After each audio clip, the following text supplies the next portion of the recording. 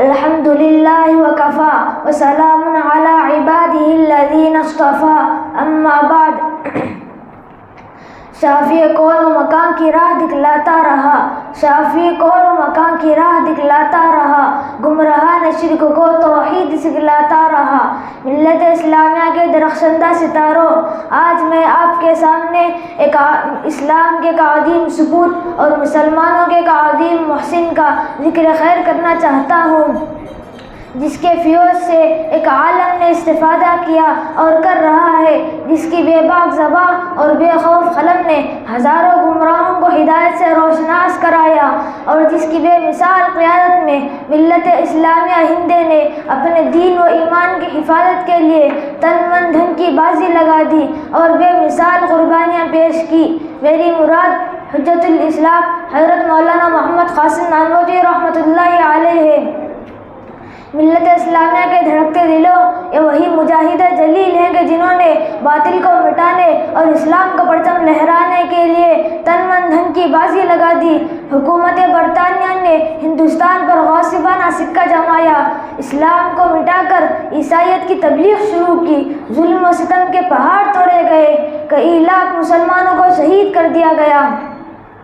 جن کے گھروں میں ہاتھی جھومتے تھے، پھوٹا کٹورا لے کر در در کی بھیک مانگنے پر مجبور ہو گئے۔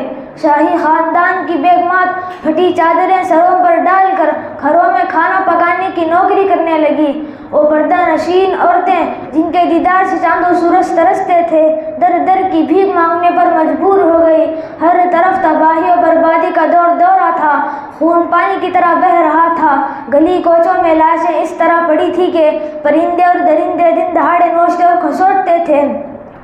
مسلمانوں کو خنزیروں کی کھالوں میں بند کیا جاتا تھا تو ہندوؤں کے منہ میں گائے کا گوشت ٹھوسا جاتا تھا۔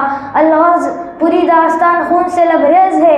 بالآخر عیسائیت کو مٹانے کے لیے دہلی میں ایک میٹنگ بلائی جاتی ہے۔ بصارت و بصیرت کا پیکر قاسم نانوتوی رحمۃ اللہ علیہ دور اندیش مشورہ دیتا ہے، جس کے نتیجے میں ہندوستان میں عیسائیت کی ٹکر کے لیے ایک فضا قائم ہو جاتی ہے۔ دوستوں، اس عظیم ہستی نے عیسائیت کو مٹانے کے لیے کیا کچھ نہیں کیا۔ شاملی کا میدان ہے، حق و باطل کی جنگ جاری ہے۔ آپ میدان جنگ کے ایک کونے میں جا کر بیٹھ جاتے ہیں۔ حکومت برطانیہ کا ایک پٹھو آپ کے پاس آتا ہے اور کہتا ہے، قاسم تم نے بہت سر ابھارا ہے، میری چمکتی ہوئی تلوار تمہاری خبر لے گی۔ بے ساختہ مرد مجاہد کی زبان سے الفاظ نکلتے ہیں کہ یار کیا بک رہا ہے، اپنے پیچھے کی تو خبر لے۔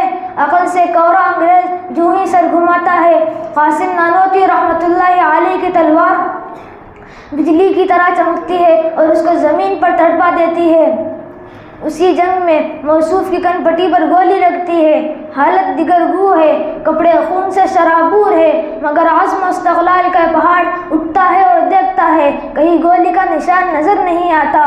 حکومت برطانیہ نے ایک ناپاک سازش کی، ہندو قوم کو مسلمانوں کے مقابل کھڑا کیا۔ اس ملک ہندوستان میں مسلمانوں کو سیاسی اہمیت حاصل تھی۔ انگریز نے ہندوؤں کو آگے بڑھایا اور مسلمانوں کو گھٹایا۔ جب معاشی و سیاسی میدان میں ہندو قوم آگے بڑھی تو مذہب کی برتری اور بلندی سجائی اور ہندو مسلم کو آپس میں لڑایا۔ چنانچہ 1876 میں شاہجہاں پور کے قریب چاندپور گاؤں میں میلہ خدا شناسی منعقد ہوتا ہے۔ عوام کا جمع وفیر جمع ہوتا ہے۔ پنڈت دیانند سرسوتی بھی حاضر ہوتا ہے۔ مناظر اسلام حضرت مولانا محمد قاسم نانوتوی رحمۃ اللہ علیہ کو حقانیت اسلام جتانے کا موقع ملتا ہے۔ عقل کا یہ پتلا اپنا موضوع سخن عیسائیت کو بناتا ہے اور میدان جیت لاتا ہے۔ 1877 میں دوبارہ اسی جگہ میلہ خدا شناسی وجود میں آتا ہے، مگر فتح کا صحرا پھر بھی اسی بحر العلوم کے سر بنتا ہے۔ دوستو، پنڈت دیانند نے اپنا مسکن روڑکی کو بناتے ہوئے اہل اسلام سے چھیڑ چھاڑ شروع کی، قرآن پاک اور ارکان اسلام پر طرح طرح کے حملے کیے۔ پنڈت جی کو مناظرے کی دعوت دی گئی، بہت کوششیں کی گئی کہ پنڈت جی علماء کے سامنے آ کر اپنے جوہر دکھلائے، مگر وہ تیار نہ ہو سکے۔ اس کا واحد سبب یہ تھا کہ پنڈت جی مولانا محمد قاسم نانوتوی رحمۃ اللہ علیہ کی شاہجہاں پور کے میلے میں ان دہوا دہار تقریروں کو بغوش خود سن چکے تھے جنہوں نے عیسائیوں کا حواس باختہ کر دیا تھا، اس پر یہ خوف طاری تھا کہ اگر مناظرے کی نوبت آ گئی تو سارا راز فاش ہو جائے گا۔ بالآخر پنڈت مناظرے کے لیے تیار ہوتا ہے، شرط لگاتا ہے کہ مناظرہ مولوی قاسم سے ہوگا۔ وہ جانتا تھا کہ موصوف بیمار ہے، نہ وہ آئیں گے، نہ مناظرہ ہوگا، نہ ذلت کا سامنا ہوگا۔ موصوف کو جب اس کی اطلاع ملتی ہے تو کمزوری کے باوجود تیار ہو جاتے ہیں اور پیادہ باروٹ کی روانہ ہوتے ہیں۔ سرزمین روٹ کی زبان حال سے چیخ اٹھتی ہے، کس شعر کی آمد ہے کہ رن کانپ رہا ہے، کس شعر کی آمد ہے کہ رن کانپ رہا ہے، رن ایک طرف چرخ کوہن کانپ رہا ہے۔ اسلامی فوج کا یہ سپاہی پنڈت جی کو مناظرے کا چیلنج کرتا ہے، لیکن وہ تیار نہیں ہوتا اور روڑکی سے فرار ہو کر میرٹھ پناہ لیتا ہے۔ مختلف تدبیروں سے لوگوں کو بہکاتا ہے۔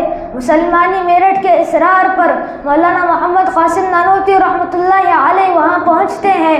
پنڈت جی کو فرشتے نظر آنے لگتے ہیں اور مناظرے سے انکار کر دیتا ہے، مگر علم و عمل کے پیکر مولانا محمد قاسم نانوتوی رحمۃ اللہ علیہ نے مختلف تقریروں میں اس کے تمام اعتراضات کے جوابات تفصیل سے بیان کر کے عوام کے ایمان کو بچایا اور غیروں کو حقانیت اسلام کا قائل ہونے پر مجبور کیا۔